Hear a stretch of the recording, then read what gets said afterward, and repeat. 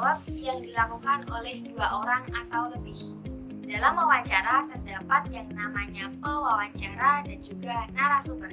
Pewawancara merupakan seseorang yang memberikan pertanyaan kepada narasumber, sedangkan narasumber merupakan orang yang bertugas menerima pertanyaan sekaligus menjawab pertanyaan tersebut.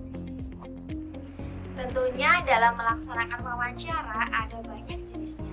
Apa saja kira-kira? Simak video ini sampai selesai ya. Jenis wawancara ada banyak teman-teman, namun dalam video kali ini kakak akan menjelaskan 7 jenis wawancara.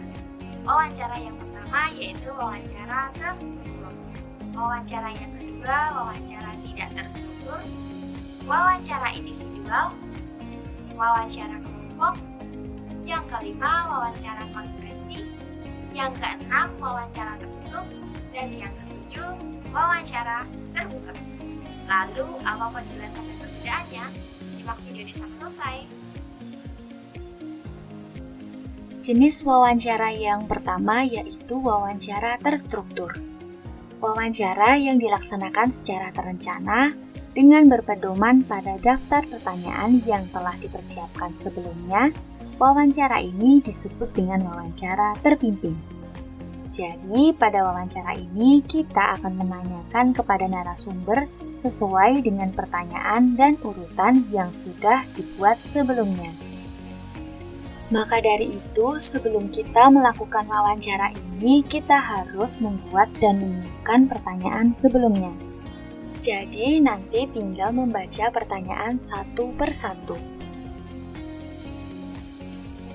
Jenis wawancara yang kedua yaitu wawancara tidak terstruktur.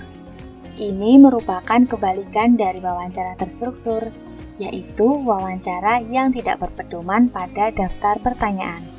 Wawancara ini disebut dengan wawancara bebas. Jadi, kita sebelum melakukan wawancara, kita tidak perlu menyusun daftar pertanyaan, karena pertanyaan akan spontan kita utarakan ketika sudah berhadapan atau bertemu dengan narasumber. Namun, kakak menyarankan untuk teman-teman yang sedang belajar tentang wawancara, alangkah lebih baiknya apabila menggunakan jenis wawancara terstruktur, sehingga teman-teman dapat membaca pertanyaannya terlebih dahulu dan tidak berpikir lagi ketika nanti melakukan wawancara. Pada jenis wawancara ini, teman-teman akan dituntut untuk kreatif karena harus memunculkan pertanyaan secara cepat dan tepat. Selanjutnya yaitu wawancara individual. Wawancara yang dilaksanakan oleh seorang pewawancara dengan seorang narasumber. Jadi pelaku pada wawancara ini yaitu satu pewawancara dan satu narasumber. Satu yang bertanya dan satu yang menjawab. Kemudian ada wawancara kelompok. Wawancara ini merupakan kebalikan dari wawancara tadi. Wawancara kelompok merupakan wawancara yang dilaksanakan oleh seorang pewawancara dengan sekelompok narasumber. Misalnya, saat kita sedang mewawancarai teman satu kelas. Nah, satu kelas terdiri dari banyak orang atau narasumber. Inilah yang disebut dengan wawancara kelompok.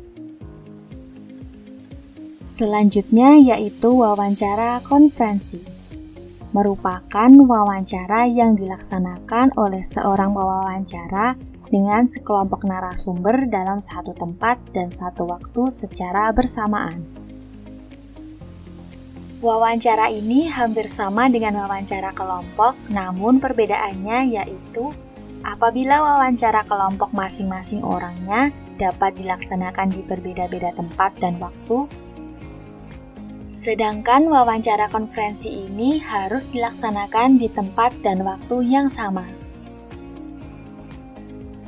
Jenis wawancara yang selanjutnya yaitu wawancara terbuka. Wawancara ini berdasarkan pertanyaan yang tidak terbatas atau tidak terikat jawabannya. Maksudnya, wawancara ini contohnya seperti pertanyaan yang diawali dengan 5W dan 1H. Atau maksudnya dengan pertanyaan yang bebas dan nantinya akan dijawab dengan bebas juga. Jenis wawancara yang terakhir yaitu wawancara tertutup. Wawancara ini berdasarkan pertanyaan yang terbatas atau terikat jawabannya. Kebalikan dari wawancara terbuka, pertanyaannya hanya berupa konfirmasi seperti contoh, apa benar Bapak seorang pedagang? Maka jawabannya hanya akan berkisar iya atau tidak.